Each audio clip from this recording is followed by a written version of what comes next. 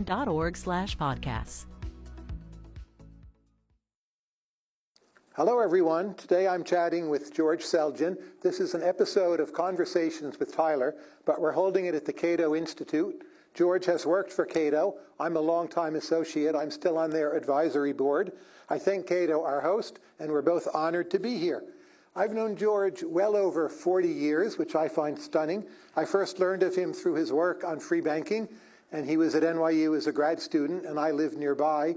He and I have had fruitful discussions for a long time, but we've never taped anything. He has a new book out called False Dawn, The New Deal and the Promise of Recovery, 1933 to 1947.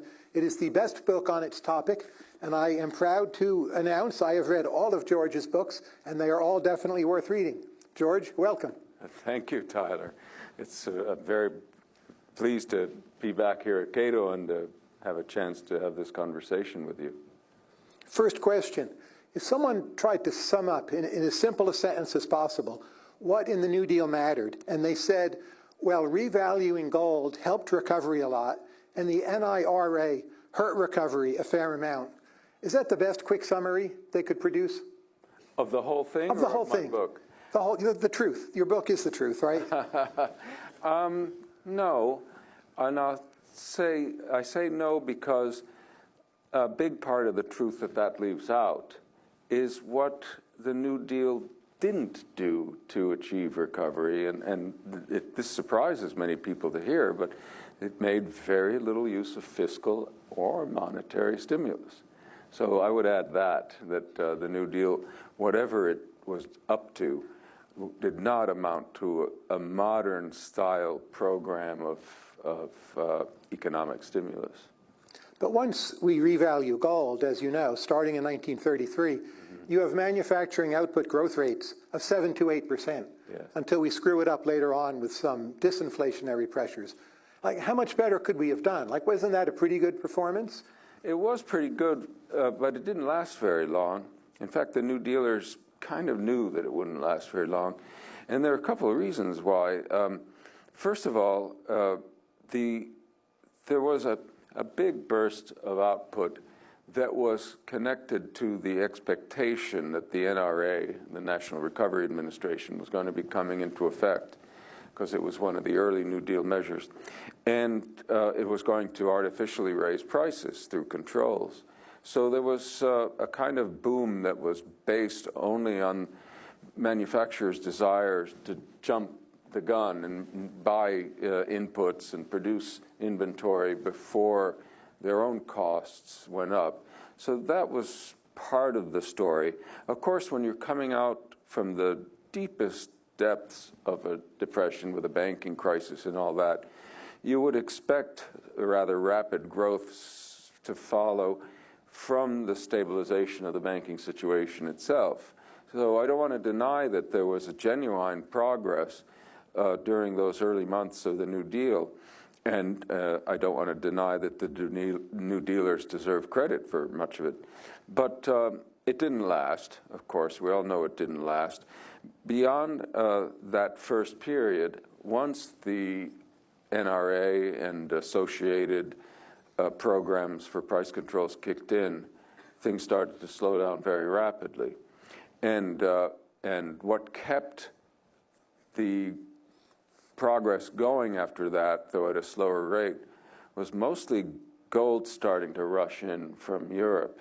And it was rushing in only initially because of devaluation, but after that, it was mostly rushing in because of fears of the consequences of Hitler coming to power and the possibility of war breaking out. So that's the story of the early phase of the New Deal. A good start that didn't last that long, except as a result of help from abroad that was quite unintentional help. Was revaluing the gold price the best way of reflating the economy? Because there were many proposals at the time, and you shut down the domestic gold market as well. Could it have been done better? Yes, it could have been done better. I think that what it should have happened was immediate devaluation of the dollar.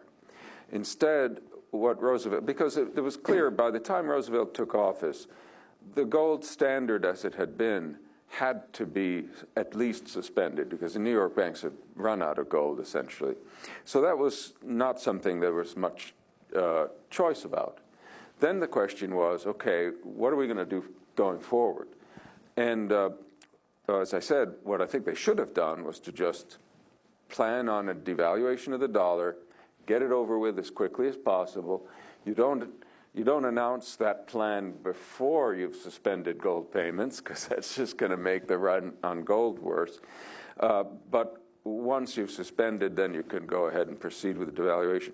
What Roosevelt did was to engage in this crazy gold purchase program for quite a few months, based on a harebrained theory by a fellow named George Warren, who was very influential. And they toyed with the price of gold. The theory was that if you raise the price of gold, other prices will start going up. Didn't happen. Eventually, after many months, general prices had hardly risen at all. Finally, Roosevelt picked a value for the dollar, a proper devaluation, confirmed it, put it into effect, and at that point, things started to improve. So that's what should have happened. But by the way, this is as good a time as any to mention this is what Keynes would have recommended and did recommend. He scolded or criticized Roosevelt for following Warren's theories instead. And I think that on this and many other scores, Keynes's advice about dealing with the Depression was actually very sound. The myth is that Roosevelt was following it, when in fact most of the time he wasn't. Let's do a rapid-fire look at some New Deal policies. I'll mention the policy. Give me a quick answer. Helped recovery, hurt recovery, and why. Okay. Ready? Yeah. Glass-Steagall Act of 1932. Well, that act has two definitions. It can refer to the whole legislation, which had several components. It can also refer just to the more famous part that separated investment from commercial banking. That's what people think about these days when they think about Glass-Steagall. So I'll answer the question for that second meaning of Glass-Steagall, and the answer is it was totally irrelevant for recovery because the involvement of commercial banks in investment banking was not a factor that contributed to the Depression. So ending it wasn't going to help end the Depression. Reconstruction Finance Corporation. Helped or hurt? Mostly it hurt. How? Well, it started out as Hoover's plan, and the basic idea was that it was going to lend to banks and help them become or stay solvent. But at first, the banks were very reluctant. Well, I should step back a bit. At first, the amount of lending that went on under the program was very limited. And then at a certain point, Congress made the RFC divulge who it was lending, which banks it was lending to ahead of making loans. And then the banks became very reluctant to take part in the program. But in principle, was recapitalizing the banks a good idea or a bad idea? So recapitalizing the banks was different from lending to them. Sure. And that was a later program, and that worked. I think that helped. That was when the RFC actually bought shares in the banks and so raised their capital directly that way instead of lending to them.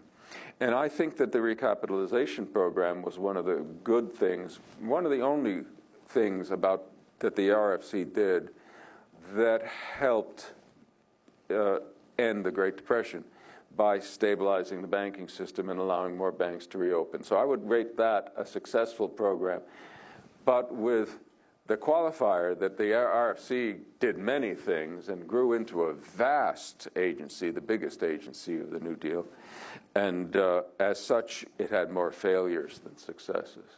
Agricultural Adjustment Act, good or bad? Bad. Why?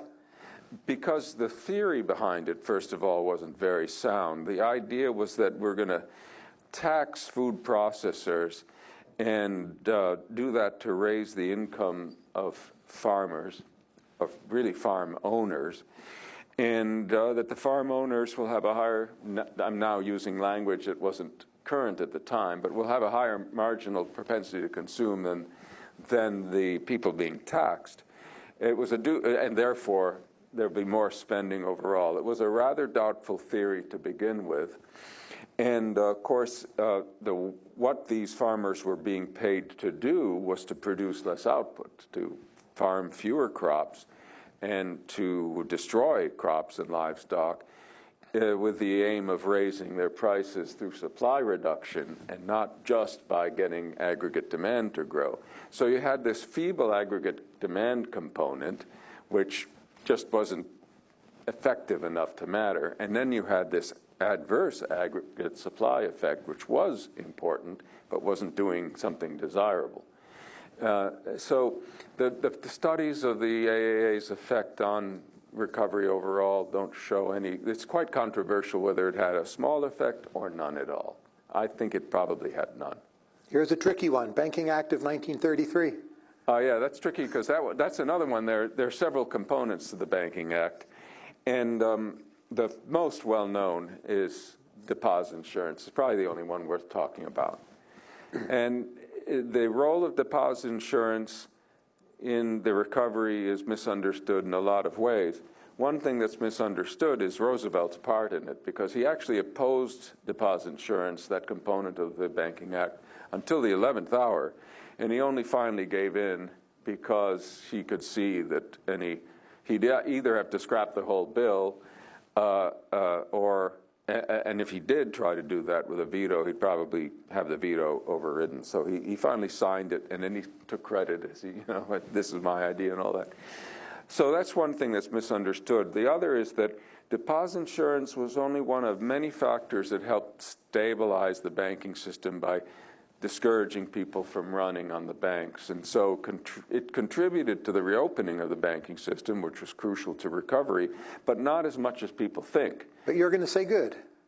I'm going to say good in the sense that apart from long-run consequences, moral hazard and all that, it did not hurt. So I'm going to say good, but it didn't help that much because there were other factors that played a much bigger role in getting people to put their money back in the banks or keep it there. So we could talk about those. Deposit insurance was much less important than other things. Federal Reserve Act of 1935, which kind of made the Fed semi-independent, right? Yes, the Federal Reserve, that was Banking Act of 1935, gave the Federal Reserve its the concentrated control of the Federal Reserve to bureaucrats in Washington.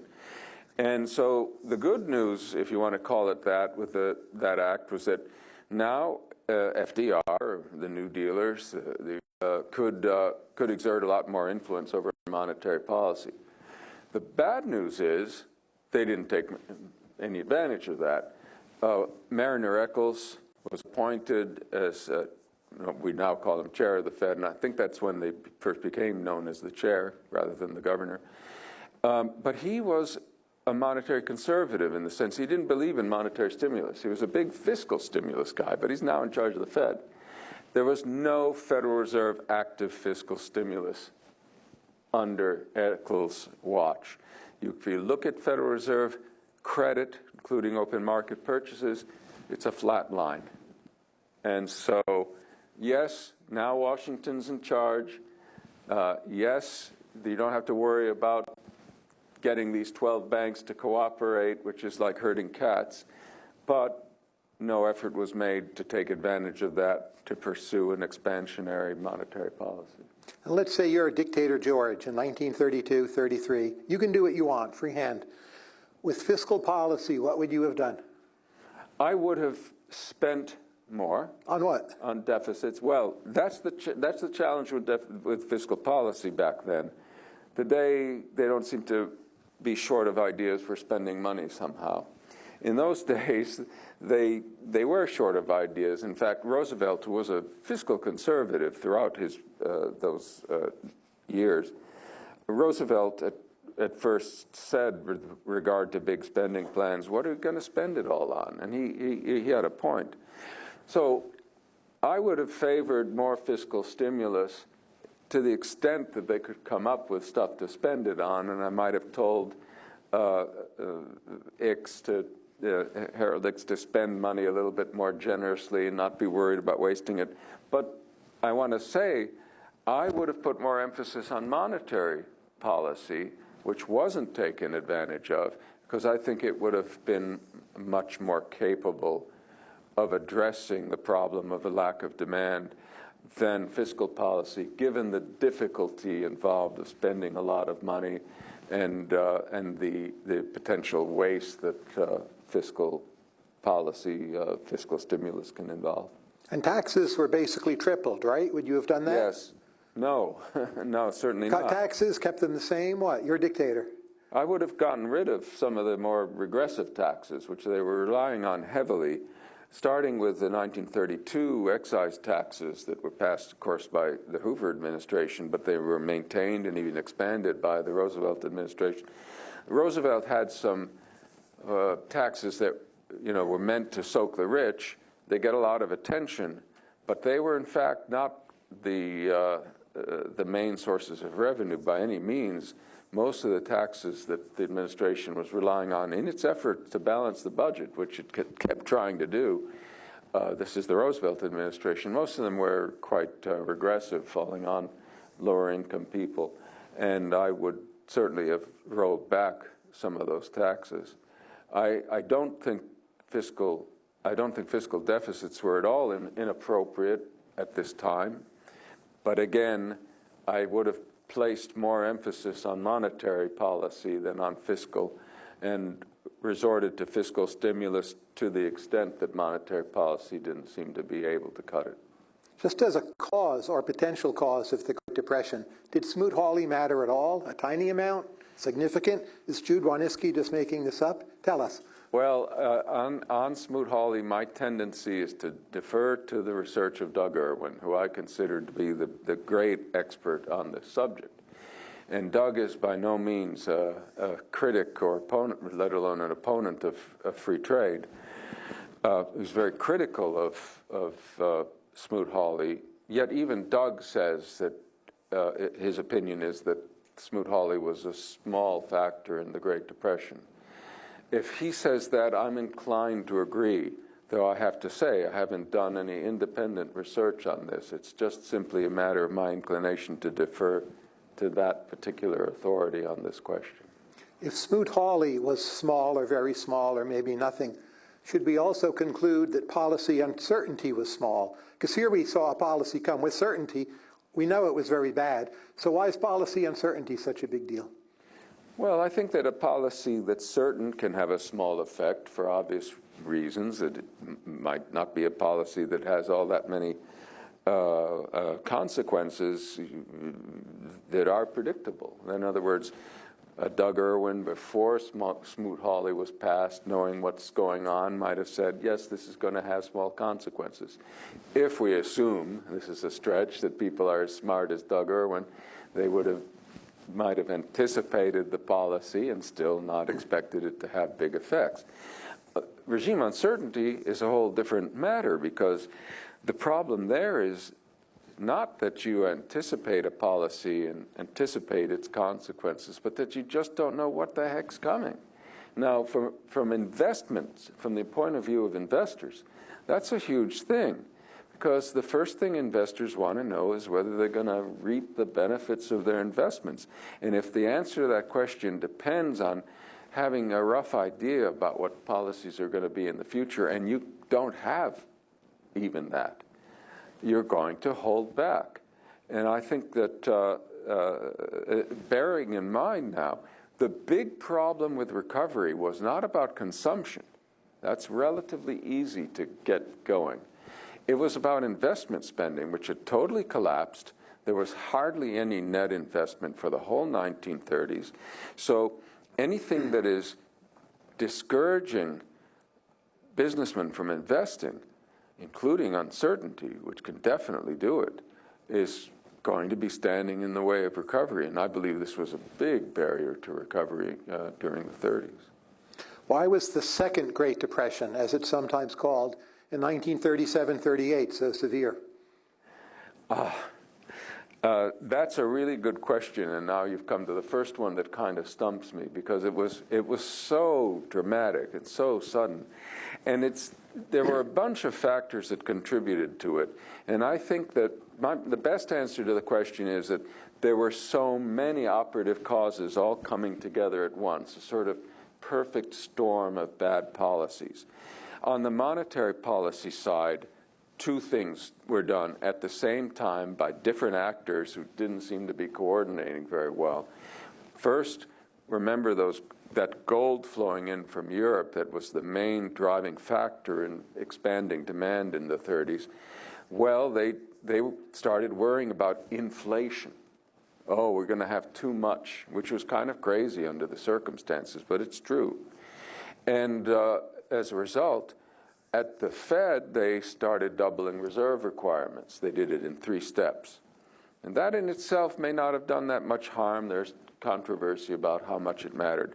But at the same time, at the Treasury, they started sterilizing the gold inflows. That is, they took steps that prevented the inflow of gold, which went directly to the Treasury at this time, from influencing the amount of reserves in the banking system. So the reserves didn't go up, even though the Treasury was getting more gold. And it was exactly coincident with all this monetary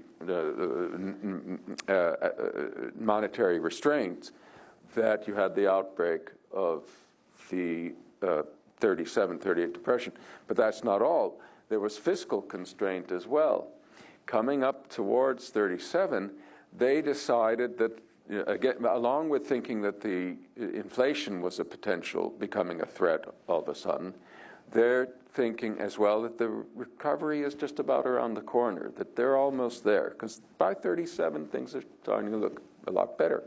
So they, in one of many efforts to balance the budget during this time, they resorted to fiscal retrenchment. So you had a tightening of fiscal policy. I think the best answer to the question, how come you had such a severe decline, is that you had this conjunction of monetary and fiscal tightening all happening at the same time. Who's the economist whose writings on New Deal policy come out looking the best from that time? Well, I'm going to mention Keynes, partly just to be controversial with this audience. But there's some articles by Keynes in the 30s that are just terrible. His piece on protectionism, his call in the General Theory to nationalize investment. Of course. Those are some pretty bad recommendations, right, even though he got some things quite right. I'm only talking about what Keynes had to say directly about the American Depression and the New Deal. So we made him sane when he turned his neck across the Atlantic. Yes, to some considerable extent. I honestly, not just to be provocative, will say that the things Keynes had to say to Roosevelt directly, sometimes through letters publicly published, and also in his meeting with Roosevelt, insofar as we know about it, his one meeting, Keynes's advice on how the U.S. should deal with the Depression and try to get out was very sound. I'll give you a few examples. He was very concerned about uncertainty, regime uncertainty, and specifically with Roosevelt's tendency to attack businessmen and even pursue policies that were directly aimed at punishing them. And he told them, more or less, not in so many words, but that he ought to back off. This was not the time. Similarly, he said that the New Deal was confusing or getting priorities wrong about reform versus recovery. He said, look, maybe some of these reforms that you're implementing will have good long-run results, but this is not the time. You should be concentrating on recovery, partly because reform shook up businessmen and made it, again, hard for them to regain their confidence. The whole discussion of animal spirits, by the way, is all about what we now more often call regime uncertainty. Finally, Keynes attacked very strenuously some of the worst New Deal policies. The gold purchase program, he ridiculed and said this was just a very bad idea, and he was right. And also the NRA, he was extremely critical of the National Recovery Administration and its price controls. And he didn't, mince words about it. The other important thing that Keynes recommended was that Roosevelt spend more. And that, that's where the conservatives and libertarians would have a beef with him. But if Roosevelt had spent a lot more, whatever you think about fiscal stimulus, right? If he'd done that instead of the things he and the other New Dealers actually did, there's no doubt in my mind that it would have been better, because pouring more money in the economy may have adverse consequences, but nothing like some of the scary reforms and highly regressive taxes and price controls and that sort of thing had. There's a book you may know by John Flynn. It was called As We Go Marching, and he argued the New Deal was bringing a kind of semi-fascistic planning to the United States. How correct was Flynn? How does that book hold up? Exaggeration or a prophet before his time? Or I think, this question about Keynes being a fascist or FDR being a fascist or a socialist comes up a lot. Everything is relative. If you look closely at FDR's actions during the 30s, when he's most inclined, there is some genuine sympathy with Mussolini and what he's doing in Italy before Ethiopia and all that, right? And it was widespread. This wasn't a peculiarity of the New Dealers. This was just what many people thought, that Mussolini was getting the trains to run on time and all that. But more than anything, FDR was always looking over his shoulder at the people who might more accurately have been described as fascists and socialists, people like Huey Long and Townsend. There were all these people who were threatening, in Long's case, very obviously, to mount campaigns that might keep FDR from being reelected. And it was largely in an attempt to fend off these attacks that he stole a lot of their fascist thunder, to call it that. But he was thinking about what was needed to get reelected. And the point here is that there's a counterfactual that mustn't be overlooked, which is that there were more socialistic and fascistic people around who were gaining a lot of attention and support. So maybe his was, the New Deal has to be seen as a kind of compromise, not an all-out move toward those extremes, but a sort of a sop being provided to the advocates of more aggressive authoritarian government. So if you compare him, FDR, to those folks, he doesn't look so bad. Of course, if you compare him to an ideal classical liberal president, he looks like a fascist. But again, the question is, where were the politics pointing at the time, and what could a person trying to get reelected get away with, or what compromises did he have to make? And why did the Austrian economists underperform in their diagnoses of the 1930s? Or would you challenge that premise? The problem with the Austrians, I think, and here it's most clear in Hayek's case, is that their policy recommendations were not necessarily consistent with their theories.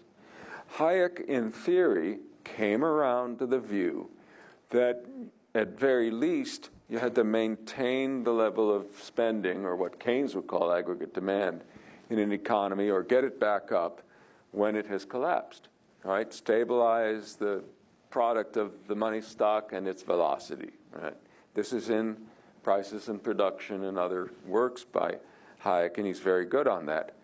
On the other hand, he seems to have been inclined to see the collapse of the early 1930s, in Britain as well, perhaps more so than in the US, as an opportunity to break the trade unions, and was more determined to let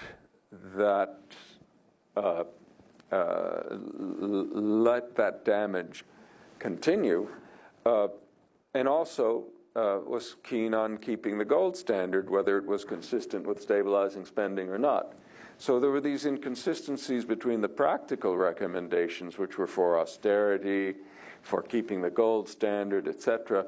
And with at least Hayek's version of the Austrian theory, which said you must maintain stability of spending in the economy if you're not going to have trouble. And how did the early Chicago school do? Henry Simons, Jacob Viner? The Chicago school as a whole, first of all, they were not the fiscal conservatives that they're now made out to be.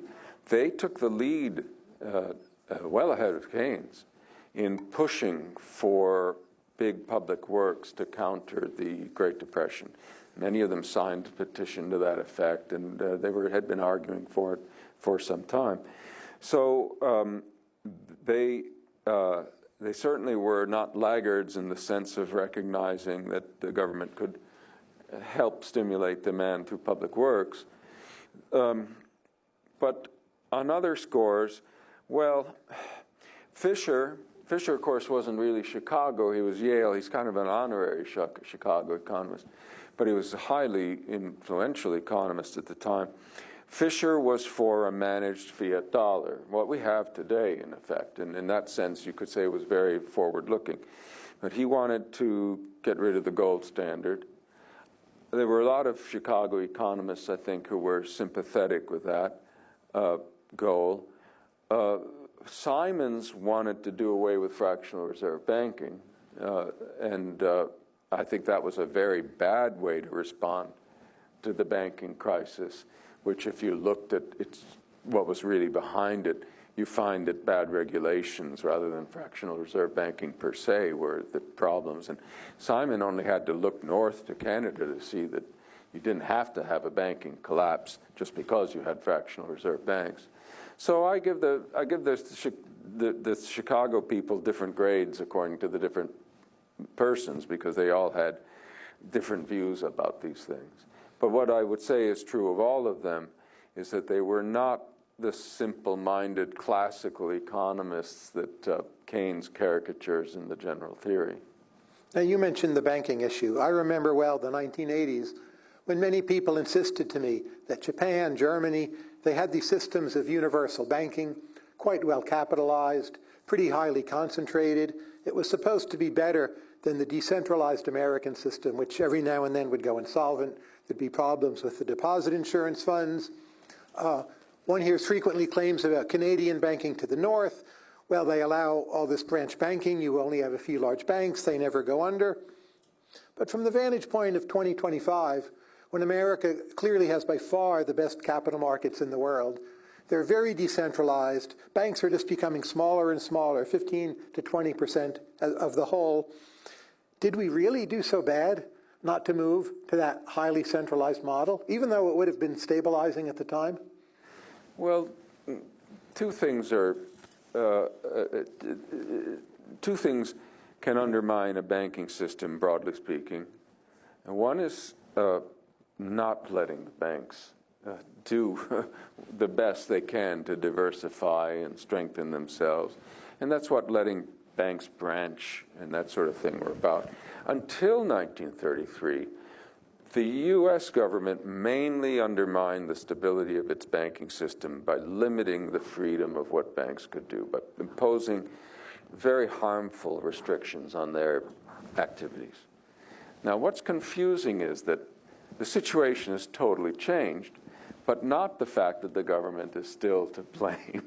And what I mean is that now we allow branch banking. We allow banks to do a lot of things that they couldn't do before, many of which I think are good in themselves. But since 1933, we have created a vast system of deposit guarantees, and so have introduced a huge moral hazard problem. Now, here's the thing. Things that would have been utterly desirable freedoms in the absence of guarantees become dangerous when you have those guarantees, because then the banks might take advantage of the guarantees to abuse these freedoms because they see that they'll be protected on the downside from the risks they take in pursuit of profits. So we've gone from a system where freedom would have been and was desirable, more freedom, because the guarantees that would have encouraged its abuse, freedom's abuse, weren't present to a system where the same freedoms are not necessarily a good thing because guarantees have corrupted the incentives But that banks face. say we hadn't had or hadn't kept deposit insurance, and we move forward into a world where there's 5 or 6 big banks, not many small banks. Banks are capitalized at 40%. The cost of capital is higher. Is that really better for this country? I don't think that that kind of concentration would have been better, but let's be careful. That kind of concentration wasn't just a consequence of letting banks branch. In Canada, I have an article about this. In Canada, they had strict entry requirements. So what happened is that, especially starting in the 1920s, the number of Canadian banks shrank and the authorities wouldn't allow any new ones to be formed. So it wasn't just branch banking, the freedom of banks to branch, that resulted in all this consolidation. It was absolute entry restrictions that were imposed by regulation. And I think that the question one really wants to ask is, what would a banking system look like if you let banks be free to consolidate and branch and group or whatever on their own, but you also had no guarantees, no too big to fail, which of course drives a lot of consolidation itself, right? And no absolute entry restrictions, right? Freedom of entry. I don't think you would have so concentrated a banking system as we've seen now in Canada and some other places. And I also think there would be room for some small banks still, because small banks have their specialties. So among the big branch banks, I think you would also have survival of some small banks. But if the main thing you want is security for your deposit, access to the payment system, and because of our Constitution, Congress cannot really pre-commit to no big bank bailouts, however much you or I might want them to. They can't, right? There's sovereignty embedded in our institutions. I would just keep on putting my money in a big bank, even under what might nominally appear to be laissez-faire, because I would figure ex post, they'll be bailed out, the smaller banks maybe not, and we'd end up with 5 or 6 dominant banks, which maybe that would be better, but I don't think it would actually be truly competitive either. Yeah, if the question is, do I wish we could have a world where the government could credibly commit to not bailing out big banks, then my answer would be, of course, that is my wish. But I agree with you, it may not be possible to ultimately prevent this. The clamor for rescues is so great when a major bank fails. And I don't have an answer to that. I really don't. I think, though, it remains important, the question still is important. What would a banking system look like if we didn't have this kind of government interference? How well would it work? Because what we have today is a lot of economists running around saying that we have to have governments bailing out big banks, small banks. And so as long as they're on the side of these bailouts, my wish, of course, is never going to become true. That there's a chance that we could put some barriers, meaningful barriers to government bailouts of big banks in place if we didn't have a lot of economists saying we shouldn't have such barriers. I have some more general questions about macro for you. The quantity theory of money, overrated or underrated? Badly misunderstood. What's the correct version? And tell us if it shows up in the data these days. The correct version, which is to say my version, is that the rate of inflation is roughly approximated by the rate of growth of some monetary aggregate, say M2.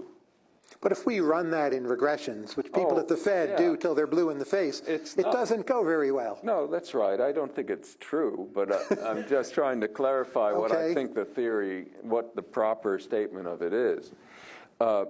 Now, it's not true in the sense of being reliable.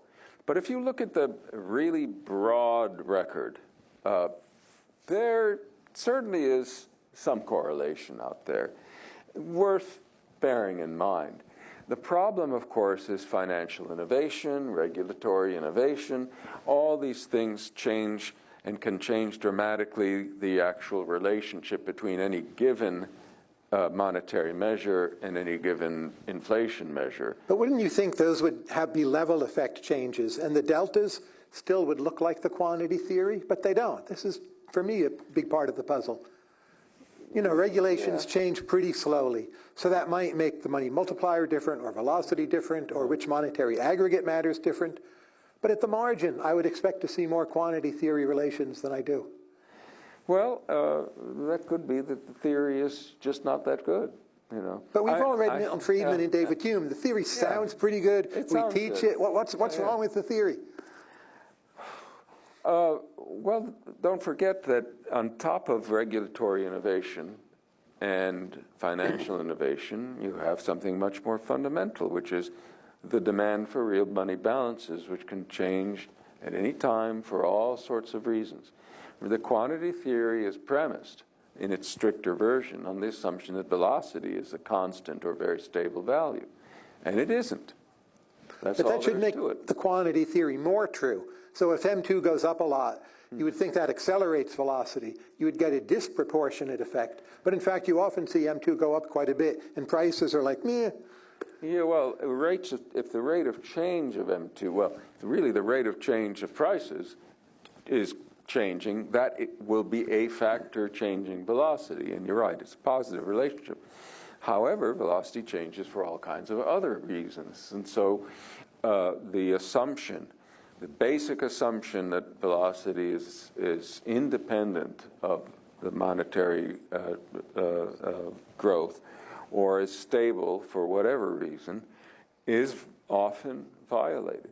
I've never been a strict proponent of the quantity theory myself, so I don't feel too obliged to try to defend it. But I must say that I taught, when I was teaching this stuff for quite a few years in the 80s and 90s, I presented to students some rough correlation data for M2 growth rates and rates of inflation, a chart for a bunch of countries, you know, with the usual diagonal. And they all lined up pretty well, and you could look at statistics for one country, and you could see the relationship. It wasn't tight, but it was there, and it was there for a long time. A lot has changed since I was teaching back then, and I'm sure that if I updated those charts, I might have to give a different lecture. But there was something to it at the time when people like Milton Friedman were emphasizing it. It was definitely something that had been in the data for some time, and I think it was worth tracking. By the way, I should add, since 2008, all bets are off on this stuff because we now have a system where the monetary base doesn't necessarily have much to do with the overall ease of credit, and it's all about the interest rate of reserves and that sort of thing. So the quantity theory is probably even more doubtful since 2008 than it was before. So The notion of independent central banks, which I put in quotation marks, overrated or underrated? I would say, It's an issue today, right? yes, it's very hard. The best way I can answer it, that question is by saying what I have said several times in other forums, that it's precisely because our central bank, the Fed, is not very independent that we need to take seriously the preservation of what little independence it does have. So given that position, I don't know whether I should say independence is overrated or underrated, because there's a sense in which it's overrated because there isn't that much of it. But it's underrated to the extent that people say, well, let's not worry about losing it all. Given that the commodity demands for gold are often quite unstable, in recent times it would be the Central Bank of China as a major culprit. Can we have any kind of gold standard at all in one country, even a big country like the US, or is that just out? As far as I'm concerned, it's out. It's out. Been out for a long time, yeah. If there's no gold standard, can we have free banking at all? Yes, absolutely. And it's free banks issuing things backed by US dollars. That's right. but it's still ultimately controlled by the Fed. Yes, it is. You have to reform the Fed, too. You have to reform monetary policy. You didn't solve that problem. And 2025, how do you reform the Fed? Yeah. You're in charge, Dictator George. Tell us. Well, I'm an NGDP stabilizing person. I have been for a long time. And by the way, my first book, The Theory of Free Banking, it puts forward a proposal or an ideal of a frozen monetary base, fiat money, it's not a gold standard, and it argues that ideally you want to stabilize spending. And it looks at how well the system does that. So I've never been a return to gold advocate, and I've always understood that free banking could be based on a fiat monetary standard. What has to be understood, though, is that if you have free banking with a fiat monetary standard, then you have solved problems, because I think the freedom of the banks creates a lot of greater robustness in the banking system and less risk of financial crises. Mind you, freedom has to here include no bailouts, right? You still have to deal with monetary policy in the narrow sense of how the monetary base itself is managed by the central authorities. In the book, I recommended freezing the base, which would be like turning the dollar into so many bitcoins. But a less dramatic, less drastic proposal would be a Friedman-type proposal. And I think Friedman in the 80s was fantastic on this stuff. You know, he said replace the FOMC with a computer and program the computer so that you just get enough increase in the monetary base, or you choose interest rates such that you end up with enough money to keep nominal spending stable, but not more than that. I sometimes talk about a night watchman Fed. You know, you don't have to have the FOMC doing anything. You just have a big computer in there and a night watchman who makes sure nobody can go in there and tamper with it. That's my ideal reform. How many countries should dollarize? Oh, gosh. An exact number, please. 38. Fewer than Steve Hanke thinks. A small number probably should.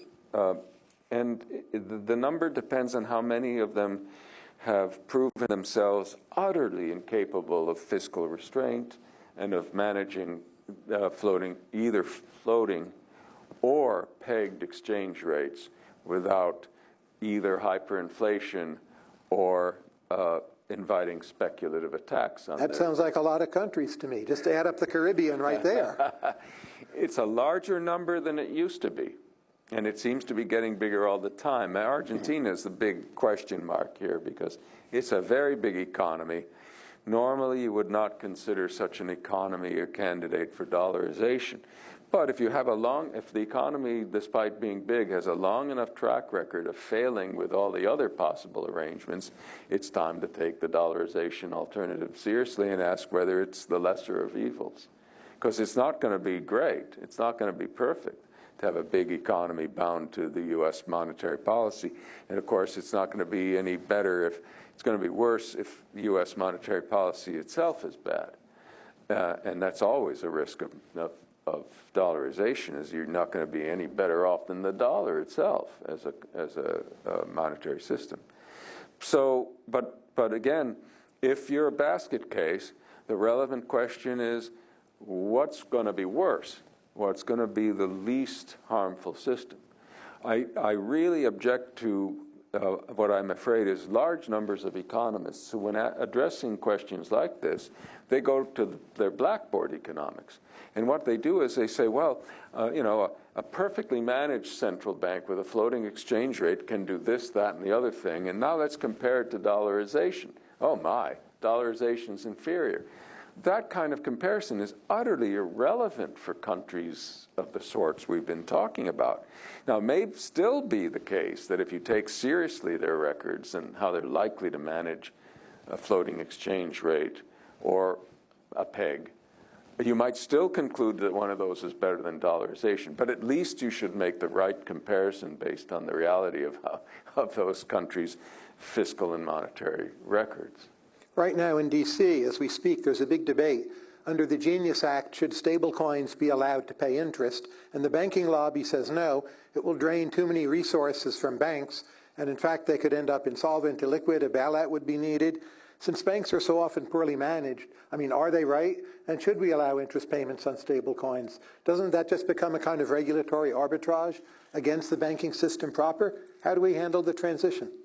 Well, my immediate reaction to any argument from any industry that says, don't allow X because it'll hurt our industry is so, because... But you and I are on the hook for this, or you've moved to Spain. Maybe you're not anymore, but you're probably still a U.S. taxpayer, right? I am. You can't get out of that. Yeah, I'm going to burn my passport. But no, I think that of course, stable coins, if they succeed at all, are going to be competing to some extent with banks, and some banks are going to lose to that extent. That in itself can't be an argument for imposing any kind of restrictions on stable coins. It has to be the case that the damage banks suffer somehow is going to make us worse off, even though people are benefiting from the stable coins instead. If we could envision, just for the sake of argument, a stable coin industry that gives us all everything we want that we used to get from banks, so we do dispense with banks altogether, well, so what? It's like replacing horses and buggies with automobiles. So there has to be some kind of third-party effect or something that's appealed to before we can say, oh, well, we better not let them do this. And I haven't seen very good arguments about such consequences. I do see arguments to the effect, evidence to the effect that stable coins have been very badly managed, because some of them have been disasters.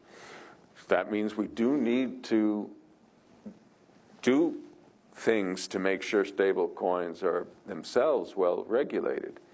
But it doesn't follow that we're doing this because we want to help the banks. We're doing it because we want to make sure we have an industry that's in itself reasonably reliable. For our final segment, we move to the George Selgin production function. George, what is it like owning 100 donkeys? Yes, I own 100 donkeys, but so far only for a year.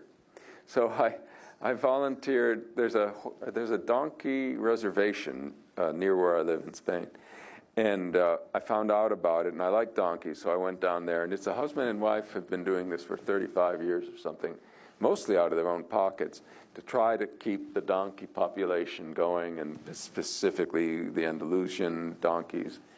And so I volunteered to help out there. It's not help yet, but I hang around and, move hay and things like that, cut corn. But on the website, I wanted to make a donation, and on the website it said that for 20 euros you could adopt a donkey for a year. So I sent in 2,000 euros and put a note on it, 100 donkeys. So I now own 100 donkeys. The only problem is that it's a fractional reserve donkey place. So turns out they only have 30 donkeys. So if I were to stage a run right now, they'd go broke. What's the positive social externality from donkeys in Spain? Well, if you've ever hung around a donkey or donkeys, you find that they are just nothing but walking positive externalities. They're absolutely lovely, very, very amicable animals. They come and nuzzle you and all that. And they actually use them for therapy for this reason. Now, you can't, unlike therapy dogs, you can't bring the donkey into the hospital. So people come down to the donkey reserve, patients, they bring patients down there to hang around the donkeys, and it has really good effects, psychological patients or people who are recovering from serious injuries and all that. So I'm not going to discuss what my possible problems are, but whatever they are, it's helping to hang around these donkeys, and I get it for nothing. Well, not for nothing. Well, I do some work. Yeah, I do some work. Now, feel free to challenge the premise of this question, but what would you say is the most important way that over time you've become less libertarian? You know, part of the answer to that, I have to say, I was never that libertarian to begin with. I got into the money stuff with Larry's book and all, and so I became libertarian on money, but by virtue of asking the question, well, do we need this much government in money? And coming to the conclusion that we don't. Now, since most people think money is the thing that, above all, has to be regulated by governments, people naturally assume that if I'm libertarian on money, I must be a hardcore laissez-faire guy all around. But in fact, I don't hold strong opinions about a lot of economic policy issues because I just don't pretend to know enough. But your money views have a lot of government in them. So there's no gold standard. It's a government paper currency. It's a government-run computer that runs monetary policy. There, that's true, but that was true from the beginning, too. Like I said in my first book, I assume you can't, you know, it's not so much, I like the gold standard. I thought the pre-World War I gold standard was amazing. It's the best monetary system we've had. If it didn't always look great, as was the case in the United States, for example, where we had crisis, if you do the research, you'll see that was because of the specific dumb regulations in those countries that had a lot of problems, mainly the U.S. and England. So anyway, a gold standard was great, but I don't think you can get that genie back in the bottle. I just think it's impossible. For the most obvious reason is, once governments are involved in the gold standard, once you have a central bank, then if it breaks its commitment, which of course they all have, all the ones that once were tied to the gold standard, then they can't establish a credible commitment again to have convertibility to gold. The way I sum it up is, if tomorrow the Federal Reserve said, okay, you can have so many ounces of gold for every, so many dollars, a wise public, I think, myself included, would go tomorrow and take the gold, just in case, right? And that would be the end of it. So I don't think you can recreate. The problem is you'll say, well, okay, we don't have to have a central bank, but you do, in the sense that switching monetary standards, it's like trying to switch which side of the road you drive on. You need somebody to coordinate it, to make it happen, because people don't do it all by themselves. That's why that's why Bitcoin isn't taking off as a general medium of exchange, whatever its virtues might be, for example. So we have this network problem. If the government doesn't deliberately create a gold standard, it's unlikely that we'll spontaneously go there. But if the government did deliberately create a gold standard, it's unlikely we would trust it. So that's not my big problem with the gold standard. Last two questions before we go to audience questions. First, living in Andalusia, what's been your biggest surprise? The biggest surprise has been the people. The people are just absolutely lovely. You go there, I went alone, I don't have family or anything. So having people act like they really care about you just from the get-go is wonderful. I'll just tell you two quick stories. One is I had a toothache early on.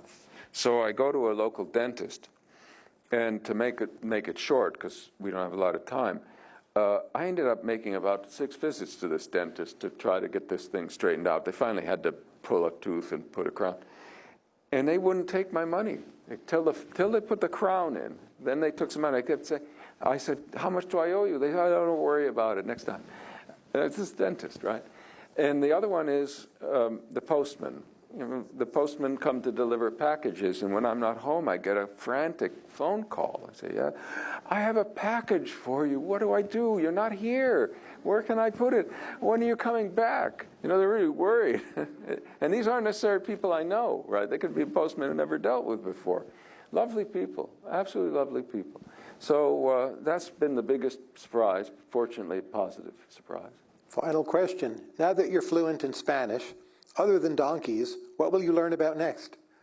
Oh, that has to do specifically with Spain? Yes, or the Spanish language. It could be Latin America, it could be Salamanca, anything. Yeah, gosh, that's a good question. I don't know. What I take on has to do with just an interest that's unrelated to the interest in the language itself. But I'll only say I've been very keen on traveling more in Spain. I want to they have luxury trains now in many, many countries. I think have you been on the Maharaja Express? No, never. No? I want to do that one, but Spain has a couple of them, and I want to do those. So maybe I'll learn a lot of railroad lingo and add that to my Spanish vocabulary. But all my Spanish is a result of had to learn it. I bought an apartment and I had to have it fixed up, so my vocabulary is really good on things like plumbing and painting and plaster and stuff like that. Again, a plug for George's book, False Dawn, the very best book on its topic. Congratulations, George, and thank you very much. Oh, thank you, Todd. Questions, I will call on you. No speeches. If you start a speech, I will interrupt you, and you will be expunged from the tape. Please. Yes. Yes, you have your hand up and you're looking around. The mic will come. Ryan Bourne from the Cato Institute.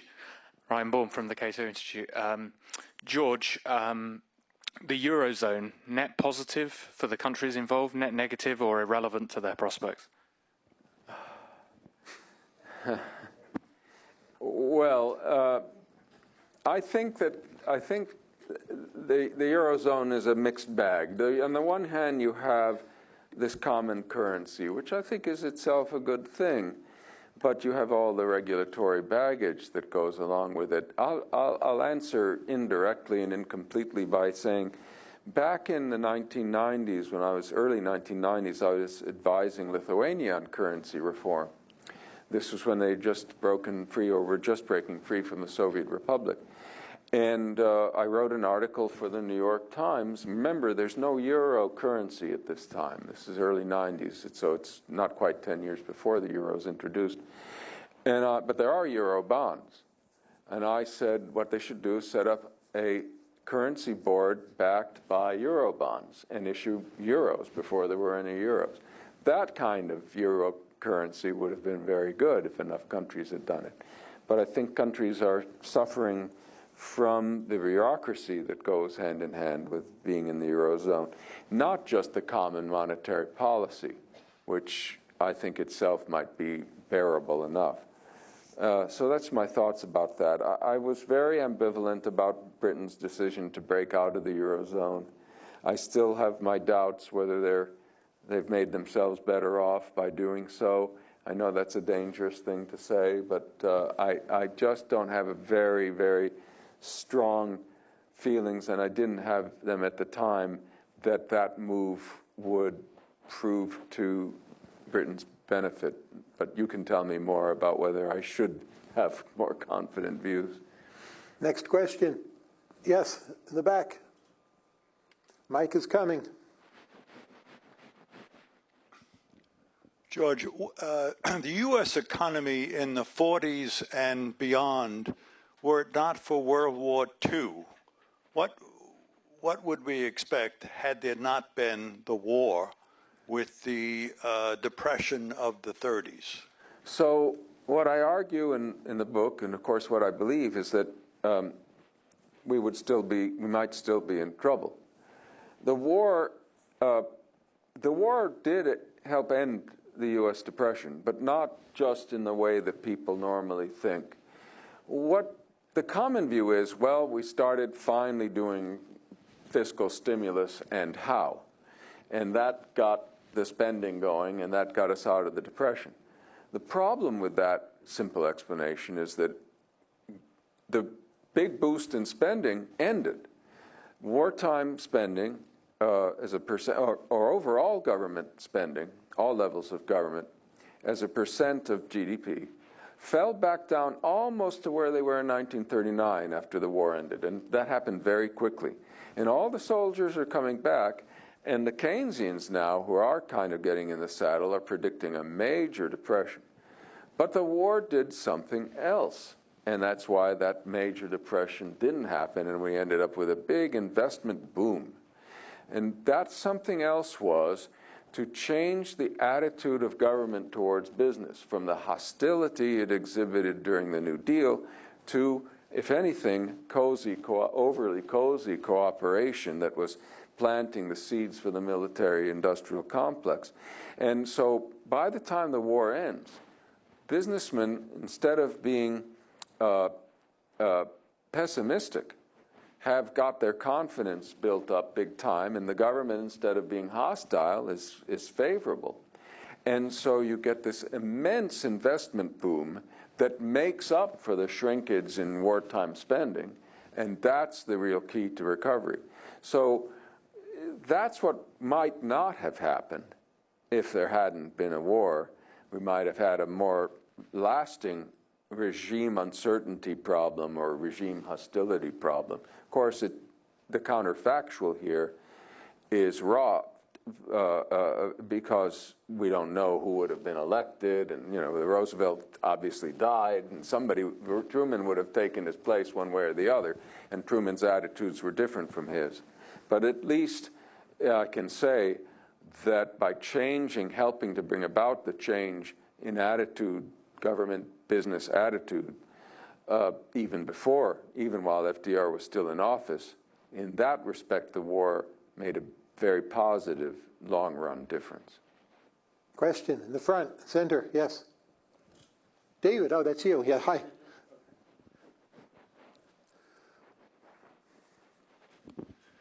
George, you're a big champion of the productivity norm where you'd have the price level gently fall as productivity growth accelerated.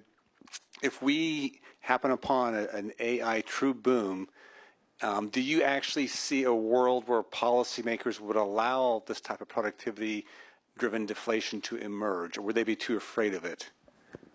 Yeah. So my favorite policy, or my ideal, about prices falling as unit costs of production of goods falls, is a long-run ideal, in that I don't think you can just jump into that policy, because people now have expectations about trends in prices and costs. So you'd have to gradually work into this. You would gradually work towards a policy where prices often actually are allowed to fall. Do I think that that the people at the Fed or any other central bank in the world today are ready to start heading towards such a policy? I don't. I think we still have a long way to go just to convince them that they shouldn't be targeting a positive inflation rate. And so, until we've moved away from that, at least move towards some kind of agreement on nominal income stability, only then will it be possible to start talking about allowing a long-run downward trend in prices if productivity continues to improve. Yes, in the front row. First you, then you.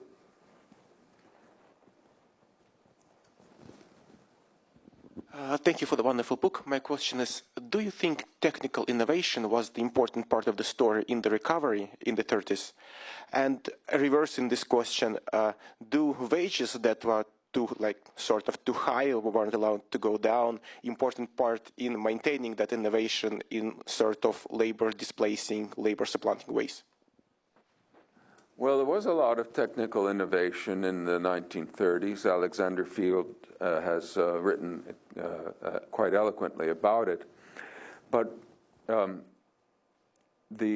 what that innovation meant was that the production possibilities of the economy were expanding. But if you interpret that in terms of output, what it boils down to is saying that potential output's growing during the 30s. The problem, of course, is depression is not just a low level of output compared to some previous amount. It's measured by the gap between actual output and potential output. So if actual output was, let's just assume actual output wasn't increasing during the Great Depression, and potential output was, the depression was getting worse, not better. Now, of course, what really happened was output started to recover after 33, but as that potential output was growing rapidly, the real recovery in the sense of reduction in the output gap was less impressive than the recovery of absolute output may suggest. So there's a sense in which the fact that productivity was improving makes the depression worse than it might seem if you just look at what the progress of output was. One over. And then behind you will be the last question. Currently speaking, there's like the whole debate over like the Fed's independence, and also it's in a broader general debate about the independence of agencies in the federal government and being brought under the executive. And right now there's a Supreme Court case going on. Let's assume in a worst case scenario, the Supreme Court rules that all independent agencies come under the executive. In a way, that kind of complicates, like, for example, the Fed trying to implement like an NGDP framework. In your own opinion, how does monetary policy get conducted under such, a totally new regime in which everything is under the executive? Thanks. Well, it gets conducted according to the interests of the executive, which unfortunately, as far as we can tell right now, tends to be one that favors very easy monetary policy. I think easier policy than would be consistent either with the Fed's present target or with a reasonable nominal GDP target. I think it's generally the case that both congressional control and executive control are going to turn in practice into fiscal dominance of monetary policy, where the fiscal considerations, that is the desire of the government officials to be able to spend more without taxing more, is going to encourage easier monetary policy than is consistent with macroeconomic stability. And that's why I think at least as much independence as you can get of the Fed from both bodies, from both branches of government is necessary. I would like to see NGDP targeting happen. I think Fed officials have not been very good about considering it, but I would rather continue to try to convince them than take my chances with an executive-controlled Federal Reserve, which I think would have, I'd have even less hope of converting such a Fed into doing the right thing. 2 minutes left. Last question. Thank you. Thomas Mandel. No matter how you measure it, Argentina has one of the top per capita incomes in Latin America. Countries with independent central banks, with dollarized economies, have lower per capita income than Argentina. My simple question is, what does that say about the wealth of nations? Maybe it says that countries that are very poor decided that they'd better dollarize so don't get any poorer. Thank you all for coming. Thank you, George. Thank you.